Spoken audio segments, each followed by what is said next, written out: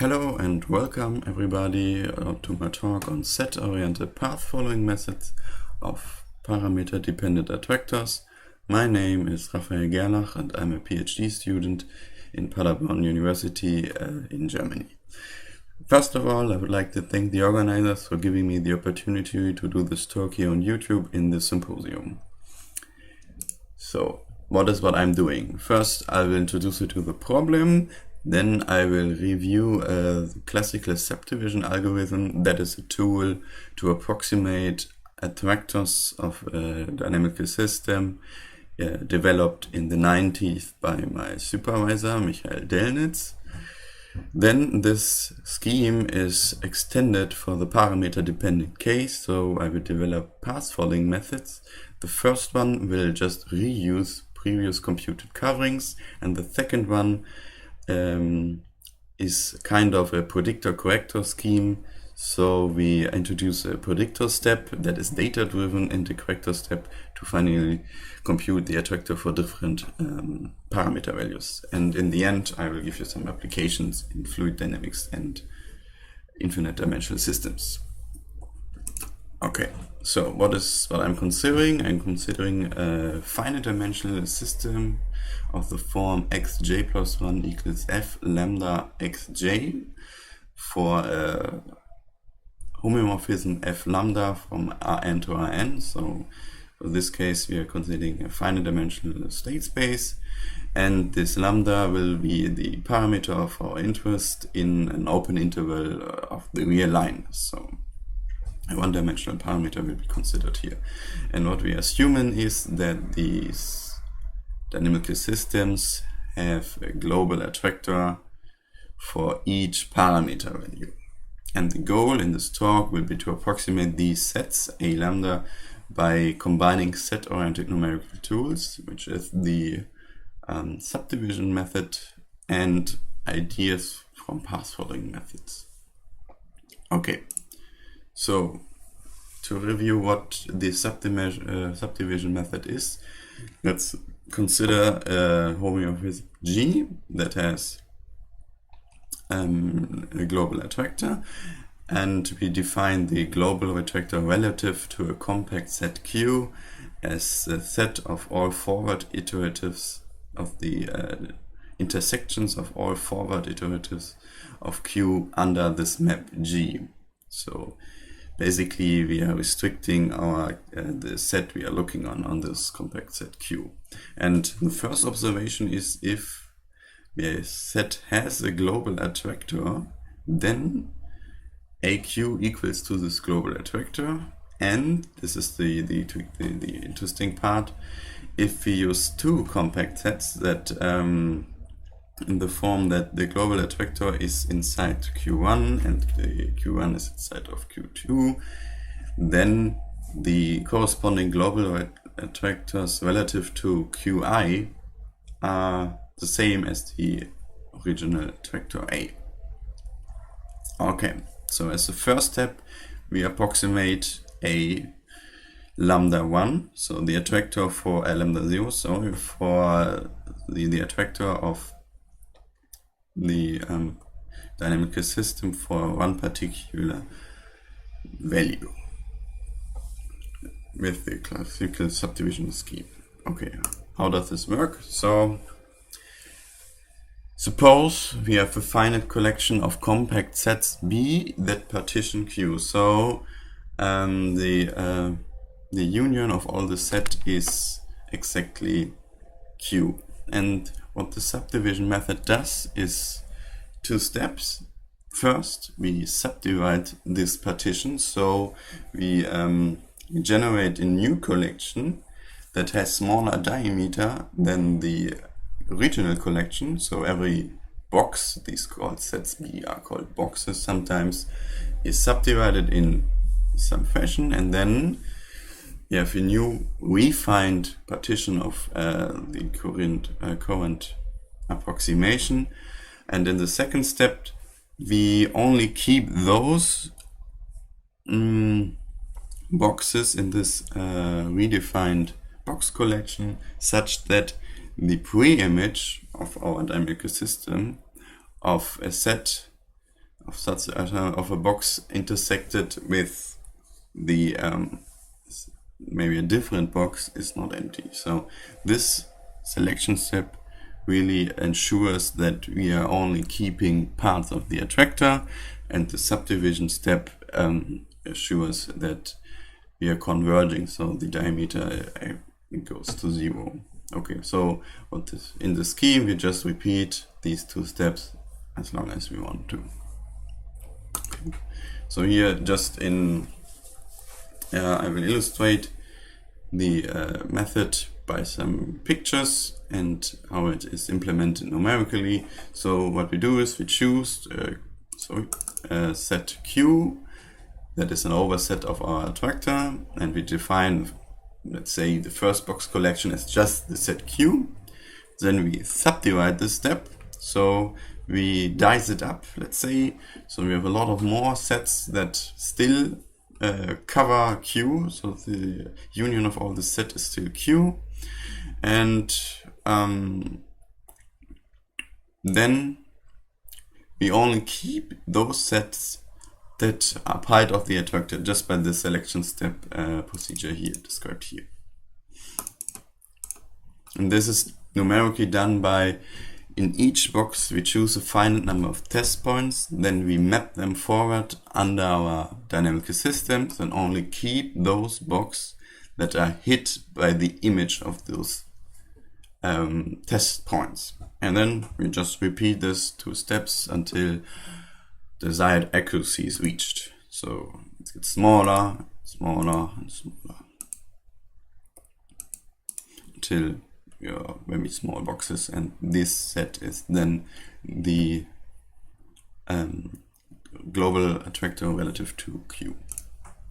Okay, so some convergence results and notation. So if we denote by QK, the collection of all compact sets obtained after K steps. So we just union all the boxes in the box collection BK. This is QK. Then first observation is that this forms a nested sequence. So QK plus 1 is a subset of QK, and we can look at the limit of the intersection of all QK. This will be called Q infinity. And what is proved is then that this Q infinity is exactly equal to AQ. And as we saw before, if A is a global attractor of the dynamical system and it lies inside of Q, then A is equal to AQ. So we actually can approximate the attractor. So after introducing the classical method, we want to develop a path following tool. So as always, we already saw that when we have a global attractor A and 2 compact sets that are supersets of A, then we can actually, is the relative global attractor with respect to Q1 is the same as the relative attractor with respect to Q2, and this is equal to the attractor.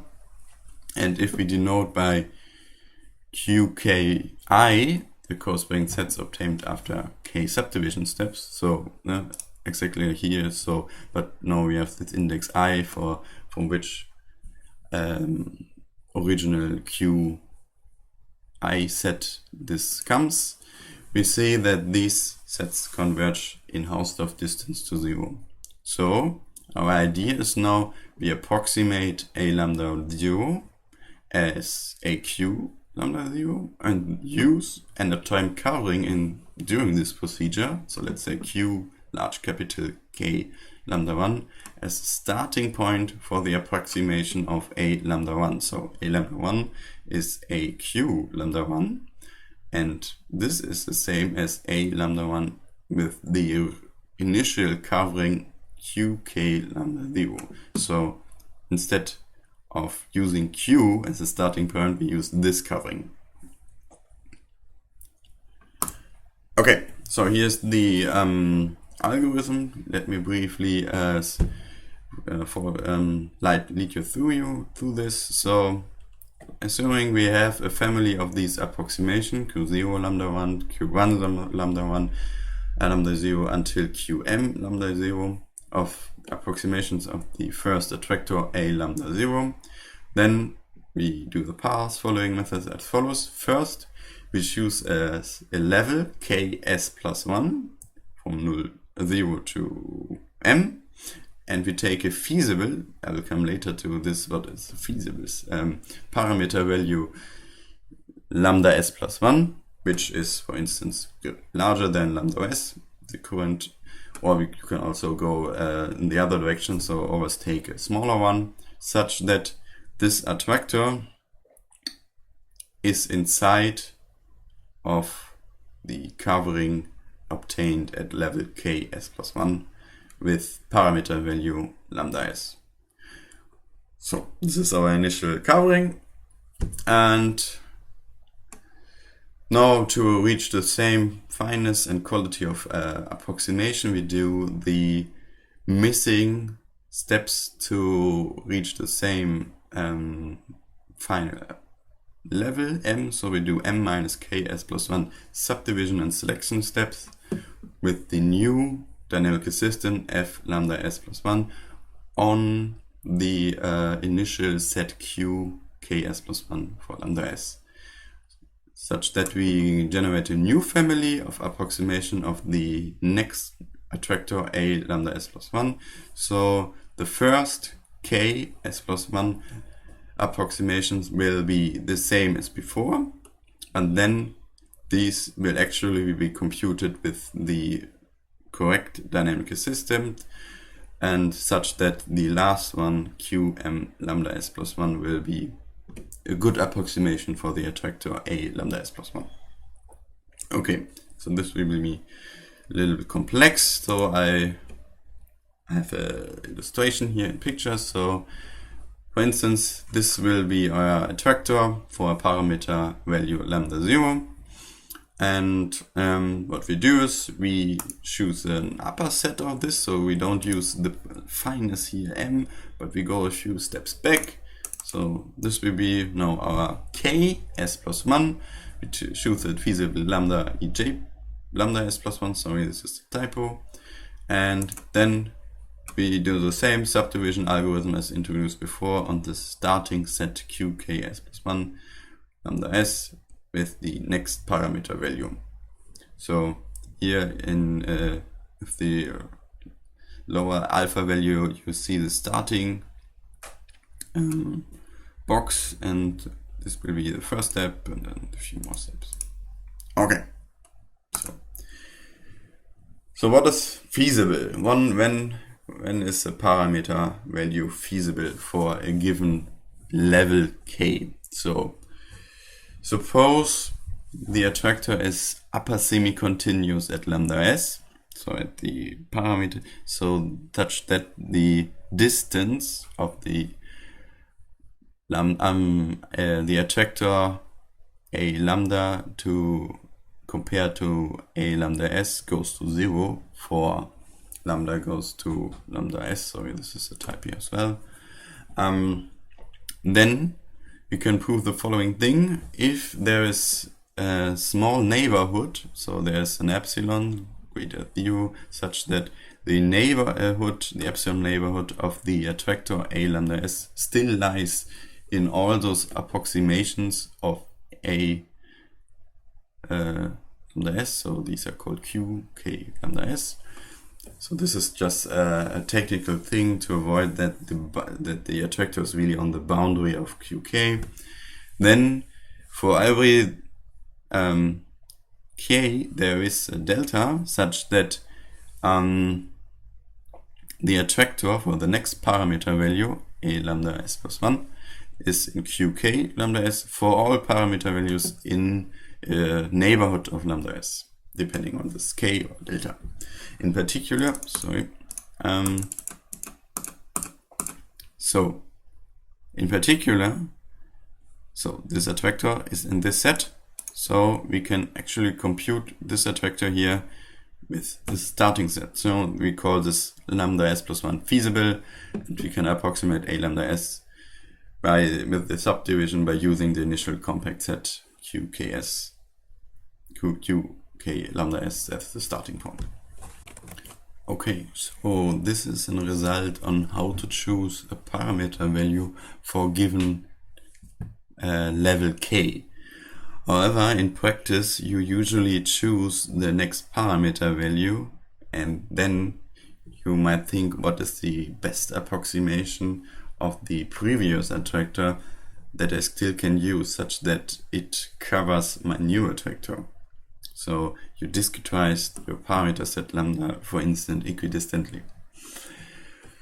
So in this case, there can be we have some problems. For instance, let's assume we have approximated this stable periodic orbit a lambda 0 at subdivision level 50. So this is the covering here in red, and it turns out that for this specific case, the finest feasible covering is for the next parameter value a lambda 1 is q20 lambda 0. So we have to go 30 steps back and with these large cubes such that this set still covers a lambda 1. So we have to perform 30 subdivision steps and selection steps to obtain the same approximation quality, and this might be too much. This is why I want to introduce you to the newly developed Predictor-Corrector method. So let's consider the map iota that maps the parameter value lambda to its corresponding attractor a lambda, and formal Taylor expansion then yields, I know you can't do a Taylor expansion for a set valued map, but just do it here formally, that iota lambda s plus 1 is approximately iota lambda s plus the derivative of iota at lambda s times the difference between lambda s plus 1 minus lambda s. This derivative can then also be approximated by the quotient iota lambda s minus iota lambda s minus 1 divided by lambda s minus 1. And these can be put together to a step size hs. Yep. So we can approximate the new attractor a lambda s plus 1 as the current attractor a lambda s plus the step size minus the difference between the current attractor a lambda s minus the correct attractor computed before that, so a lambda s minus 1. So what I want to do now is how you can numerically realize this set value difference. Okay, so here's the algorithm for the predictor step. Let's assume we have two approximations of the attractor. So this will approximate the attractor a lambda s minus 1, and this is approximation of the attractor a lambda s. And we discretize these two sets by some points a xj1 and xj2.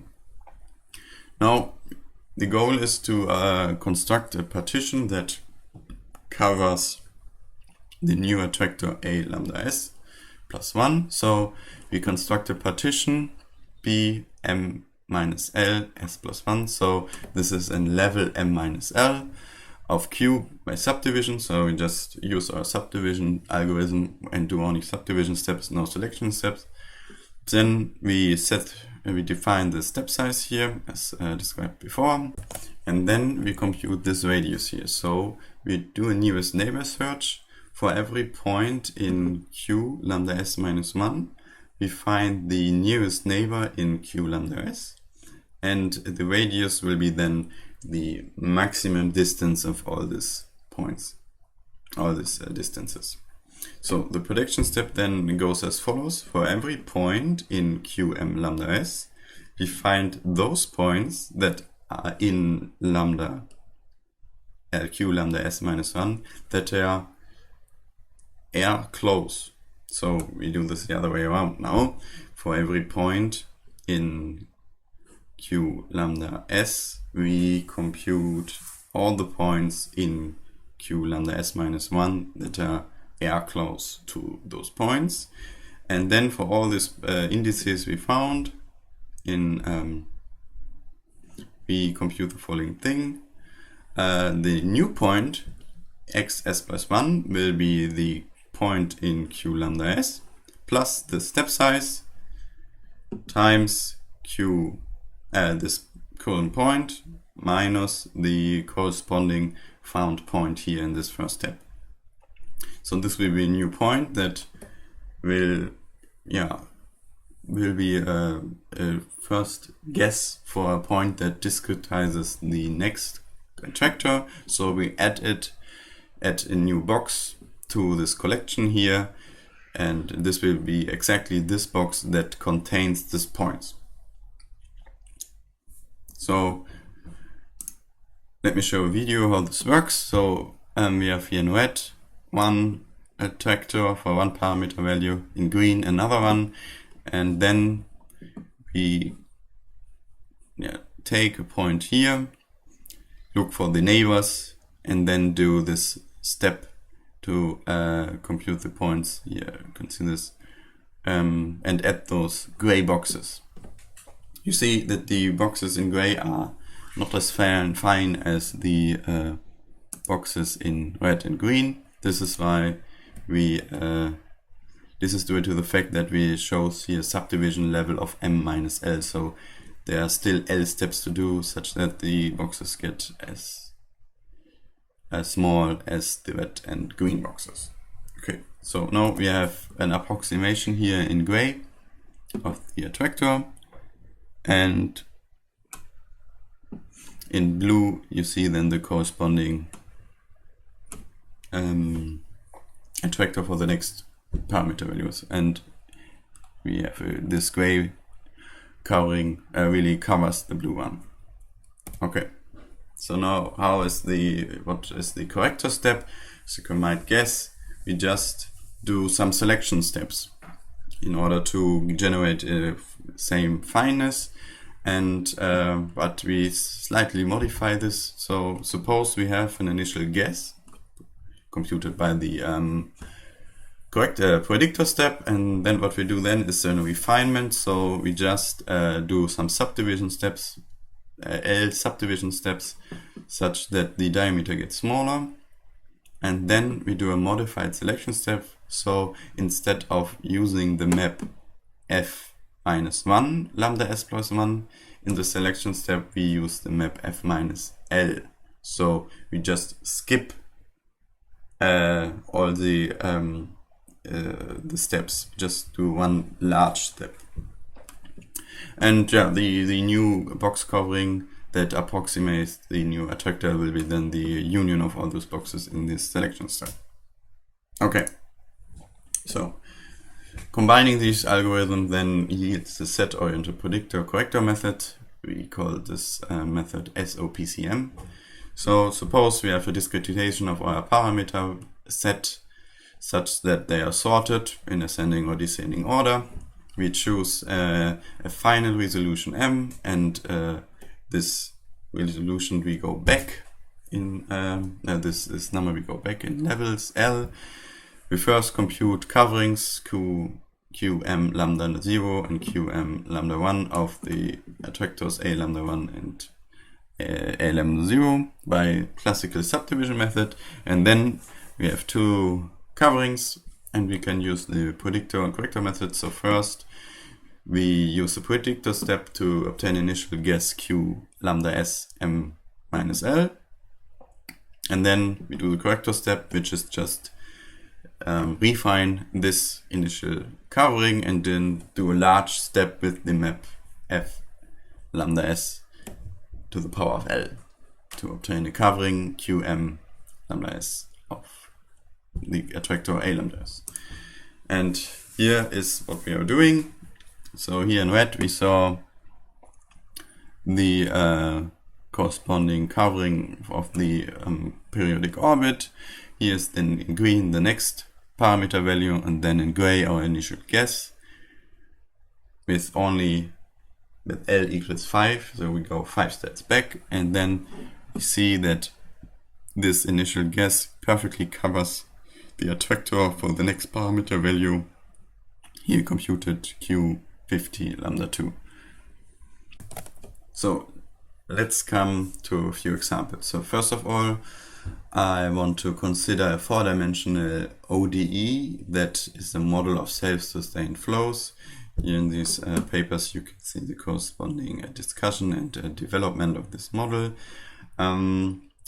Here the variables u, v, w, m correspond to the spanwise velocity components in a box, the vortices, the streak and the mean profile, and this parameter r corresponds to the Reynolds number. And here are some other parameter values that are positive and fixed and chosen like in this papers. So now our goal is here to reuse the coverings for the computation of the attractor for different Reynolds numbers. So we don't use the Predictor-Corrector method, but the other one I described before.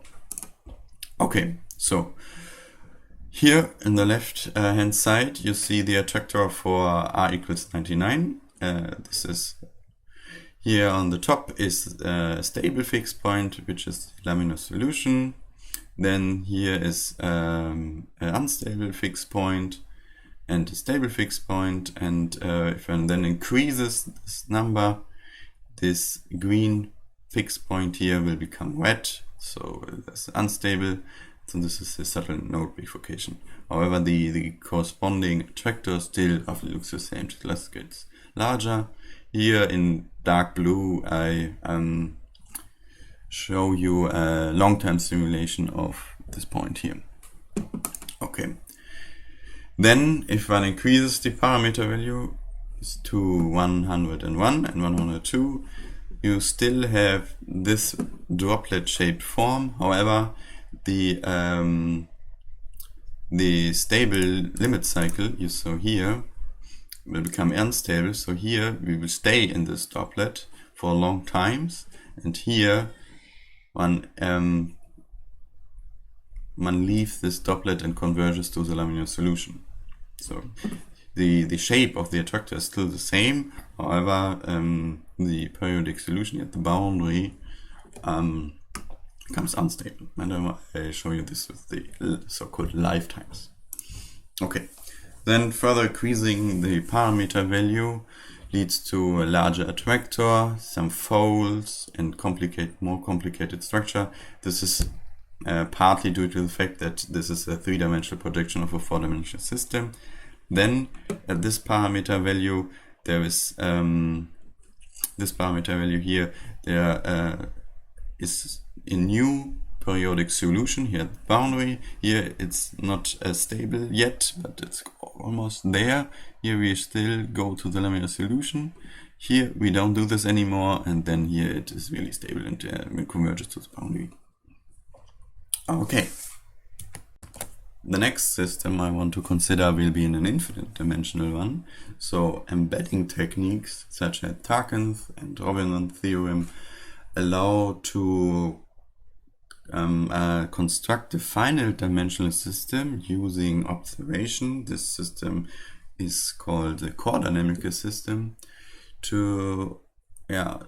which essentially has the same dynamics as the original infinite dimensional one. So we can use this core dynamical system for the computation of so-called embedded attractors, and we will do this here for the DDE of Mackie glass. Mackie glass is a one-dimensional DDE which models blood production, and for some parameter values this corresponds to chaotic behavior. So we fix these parameter values, and then our goal is to compute the attractor for different time delays. So now, because the core dynamical system still, for the evaluation of the core dynamical system, one still has to solve the DDE, we use the set-oriented predictor method in such that we don't have to do so many selection steps. Okay, so for tau equals to 6, we see this small periodic orbit, which becomes larger in size for tau equals to 10, And for this parameter values, there's a stable limit cycle. Then some bifurcation happens. So there's a doubling period doubling bifurcation at 13.3. So here we have 2 period doubling. Here there's another one. And then if we further increase the value, we reach chaotic behavior. Okay, so here's a video of all the time delays I'm looking at. Here there's becoming larger, then there's the period doubling bifurcation cascade, and this accumulates then in periodic, in a chaotic attractor. Let's show this one again. Here's the bifurcation, and then there's the chaotic attractor here. Okay, so let's conclude and do some outlook. I presented you efficient set-oriented numerical methods. So the first one will be just reuse the coverings. The second one, where the data-driven predictor step will be done to compute parameter-dependent attractors. Then the predictor step was data-driven construction of initial course covering. Then we introduced a modified selection step that serves as the corrector step. And these tools were also extended to the infinite dimensional systems such as PDDs, I showed the Dynamical glass equation, and PDEs using embedding techniques. And what one also can do is reveal the intrinsic geometry by finding intrinsic coordinates. This can be done by any manifold learning algorithms such as diffusion maps or isomap. And one can also do path following in this intrinsic coordinate. So one computes the intrinsic coordinates of one set and another set, and then one can guess the intrinsic coordinates for the next set and so on. Okay, thank you very much, and I'm happy for questions in the comments.